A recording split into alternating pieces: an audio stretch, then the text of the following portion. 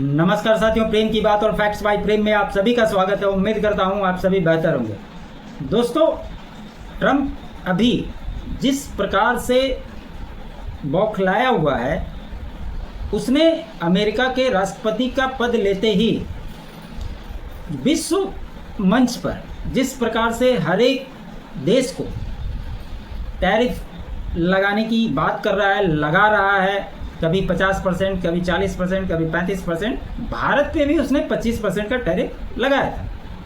और आज ही उसने ये कहते हुए कि भारत रसिया से तेल खरीद रहा है, इसके लिए 25% टैरिफ और लगाने की घोषणा कर दी और ये पूरा चर्चा का विषय बना।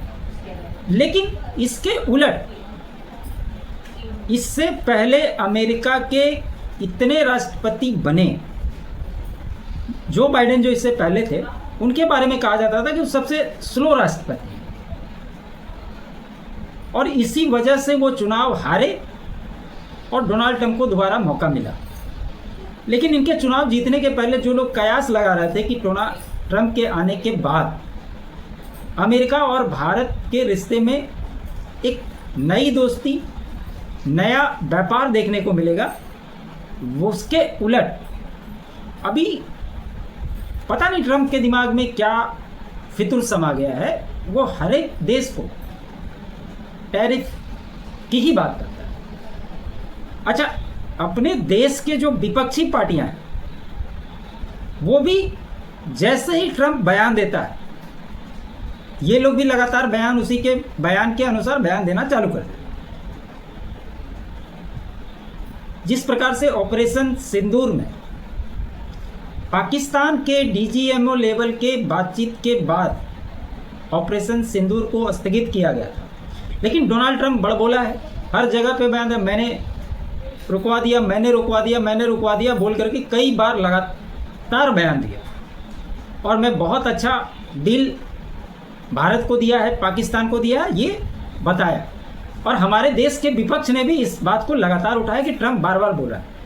आज उस विपक्ष को सोचना चाहिए कि अगर भारत के साथ अमेरिका कोई भी ट्रेड डील हो गया था, जो उसने घोषणा की थी कि हमारे चलते भारत ने ऑपरेशन सिंदूर को रोक दिया, युद्ध विराम हमने करा दिया, तो फिर ये टैरिफ क्यों लगाना है? इतना तो सोचना चाहिए। और इस टैरिफ के चलते अमेरिका की जो फजीयत हो रही है, इसका जवाब देना ट्रंप को भारी पड़ जाएगा। और ऐसा ही कुछ छटपटाहट देखने को मिल रहा है। भारत का बहुत कुछ जाने वाला नहीं, इस बात को अच्छे से समझ लीजिए, क्योंकि भारत से जो सामान अमेरिका जाएगा उस पे ही वो टैरिफ लगेगा और टैरिफ लगा करके वो सामान का कीमत किसको चुकाना पड़ेगा? अमेरिका के नागरिकों को ही चुकानी पड़ेगी। तो इससे फायदा किसको? और अगर आप पूरे विश्व में सभी देशों पर टैरिफ लगा देंगे तो आपके पास जो सामान पहुंचेगा, जो आप खरीदते हो, उसकी कीमत कितनी बढ़ेगी इसका अंदाज डोनाल्ड ट्रंप को नहीं है। उनकी बातें सुनते हो यही लगता है। अब जो स्थिति बन गई है, अब तो खुल कर के ये बातें सामने। डोनाल्ड ट्रंप से जब सवाल किया पत्रकारों ने कि आप क्या खरीद रहे हो, तो बोलता है मुझे नहीं पता।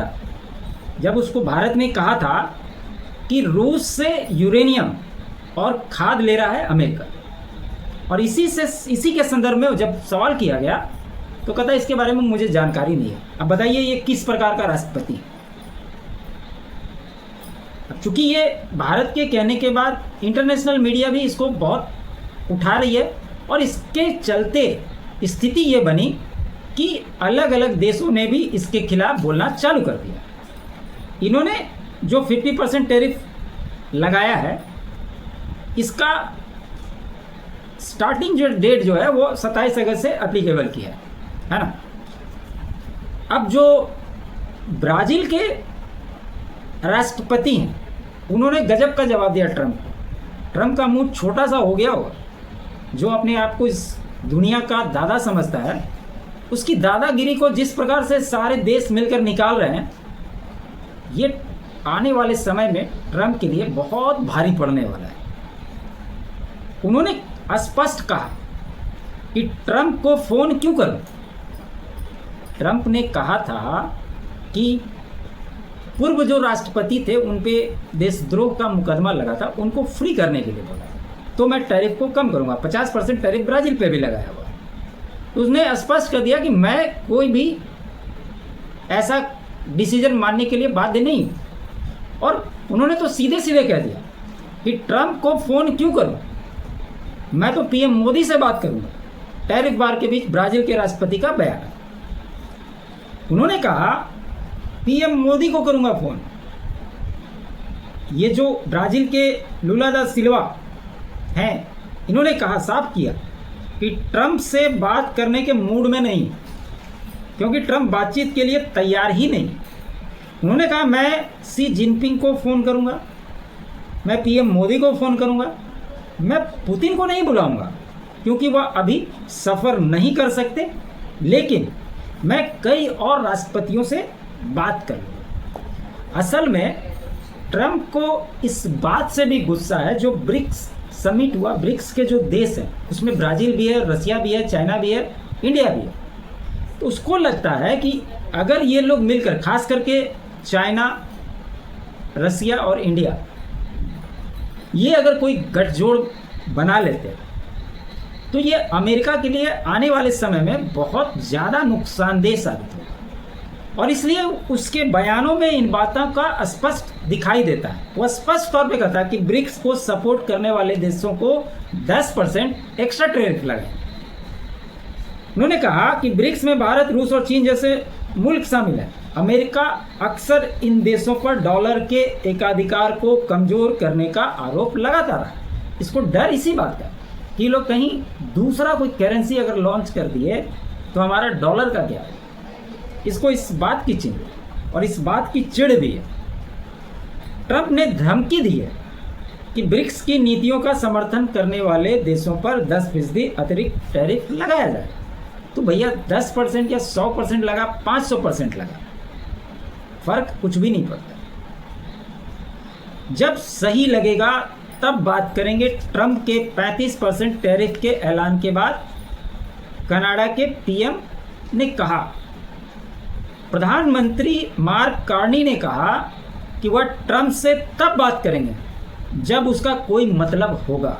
सोचिए, इधर ब्राजील ने कहा, इधर कनाडा कह रहा है, इंडिया तो कह ही रहा है, रूस को कोई लेना देना है नहीं, और भी कई सारे अफ्रीकन कंट्री हैं, वो सब भी कह रहे हैं। भारत को चीन समझने की गलती मत करना।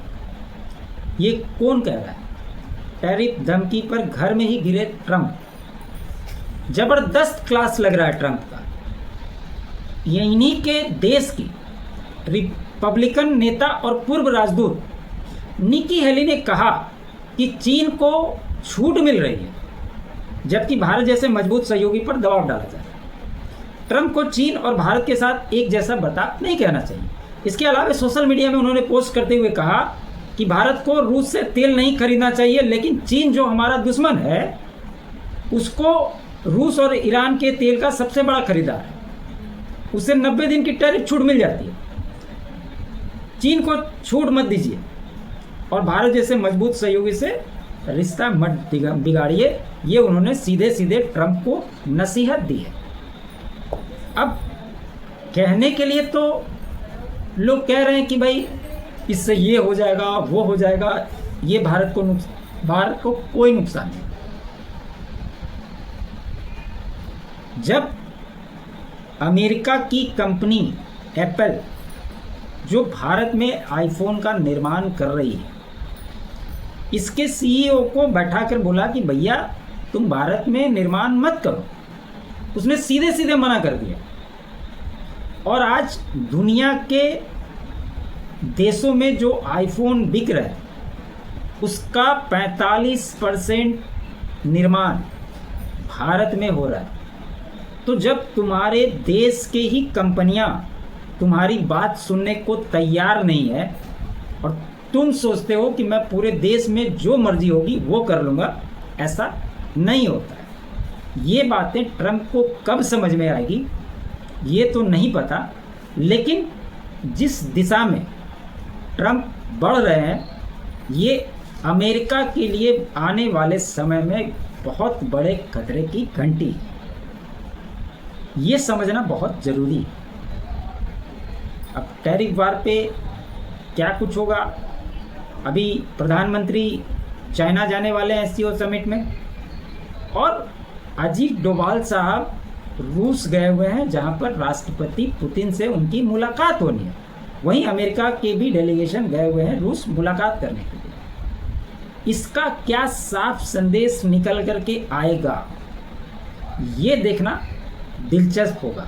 साथ ही भारत ने जिस प्रकार से अपने रुख को स्पष्ट तौर पे बता दिया है कि हम तेरे टैरिफ बार से डरने वाले हैं नहीं, हम देश हित में जो अच्छा होगा वही करेंगे, मुझे इसको करने से कोई रोक नहीं सकता।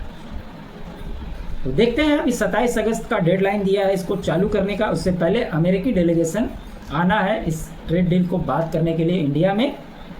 उसके बाद क्या कुछ होता है, क्योंकि ये बंदा सुबह कुछ बोलेगा, शाम कुछ बोलेगा, रात में क्या बोलेगा इसको खुद नहीं पता है। अब आप इसकी बातों पर कितना विश्वास करेंगे ये आप खुद सोच सकते हैं।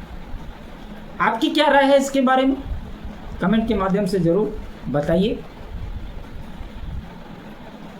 और आप क्या सोचते हैं ये भी ओपिनियन आप जरूर दीजिए। तो खबर यही थी दोस्तों, उम्मीद करता हूँ विश्लेषण आपको अच्छा लगा हो। अच्छा लगे तो लाइक जरूर कीजिएगा, अधिक से अधिक शेयर कीजिएगा, चैनल पे नए हैं तो चैनल को सब्सक्राइब कर लीजिएगा। साथ ही साथ मेरे अल्टरनेट चैनल फैक्ट्स बाय प्रेम को भी आप सब्सक्राइब कर लीजिए। आप कंट्रीब्यूट करना चाहते हैं तो QR कोड आपको स्क्रीन पे दिखाई देंगे, साथ ही साथ डिस्क्रिप्शन में सारे डिटेल आपको मिल जाएंगे। आप सभी का बहुत बहुत धन्यवाद। जय हिंद, जय भारत।